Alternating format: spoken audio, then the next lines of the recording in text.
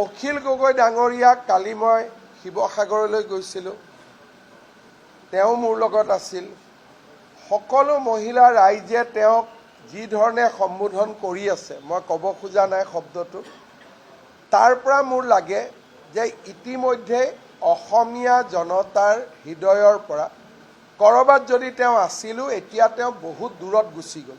মইতো পৰামৰ্শ দিম অখিল গগৈক যে তেওঁ যদি ইলেকশ্যনো খেলে, এনেকুৱা এটা সমষ্টিতে খেলিব লাগিব য'ৰ মানুহে পৰঠা বিৰিয়ানী বনাই তেওঁক খুৱাব। বাকী জেগাততো এইবাৰ তেওঁ জিকিব মোৰ সন্দেহ আছে। যোৱাকালি অন্ততঃ মইতো নন পলিটিকেল মিটিঙত গৈছিলোঁ, যিটো মই দেখি আহিলোঁ, মানুহে তেওঁৰ কথা বতৰাক বহুত সহজভাৱে লোৱা নাই যেন লাগে। কিন্তু মইতো আৰু ভোটাৰ নহয়, চূড়ান্ত শব্দটোতো মই ক'ব নোৱাৰোঁ। কিন্তু মোৰ যিটো ধাৰণা মই দেখি আহিলোঁ, মই যদি অখিলক লগ পাওঁ, মই এইটোৱে পৰামৰ্শ দিম যে নামনি অসমৰ কোনোবা এটা ছিটত য'ত নেকি তেখেতক ভাল পোৱা মানুহবিলাক আছে, তাতে তেওঁ এটা ছিটত খেলিব লাগে। নহ'লে বিধানসভাত আমি তেওঁক মিছ কৰিম।